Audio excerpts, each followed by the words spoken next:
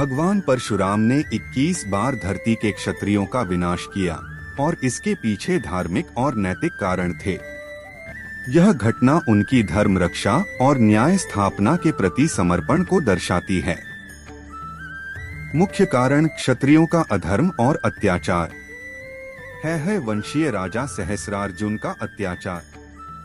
सहस्रार्जुन, जो एक शक्तिशाली है वंशीय राजा था, ने अपनी शक्ति और अहंकार में धर्म का उल्लंघन किया।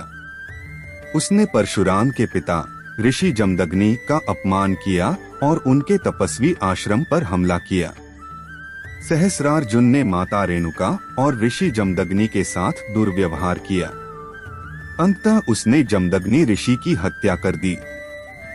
धर्म की हानि और अधर्म का प्रसार।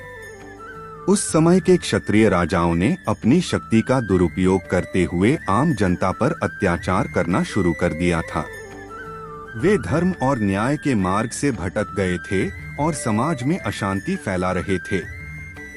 पिता की हत्या के बाद भगवान परशुराम ने प्रण लिया कि वे पृथ्वी को अधर्मी और अत्याचारी क्षत्रियों से मुक्त करेंगे।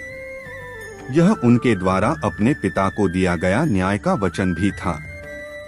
भगवान परशुराम ने 21 बार पृथ्वी के क्षत्रियों का विनाश इसलिए किया क्योंकि उस समय 21 प्रांतों क्षेत्रों में अधर्मी क्षत्रिय राजाओं का शासन था।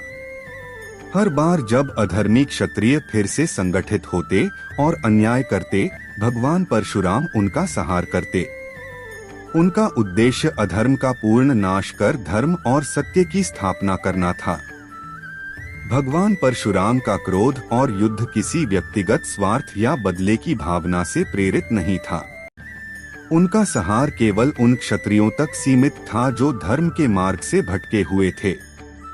उन्होंने यह सुनिश्चित किया कि केवल योग्य और धर्मनिष्ठ राजा ही शासन करें। भगवान परशुराम ने अंततः उन क्षत्रियों को क्षमा कर दिया जिन्होंने धर्म का पालन करने का वचन दिया। उन्होंने नई पीढ़ी को धर्म के मार्ग पर चलने का उपदेश दिया और अधर्म का अंत किया। यह उनका जीवन का सबसे बड़ा योगदान था जिसने समाज में न्याय और संतुलन स्थापित किया।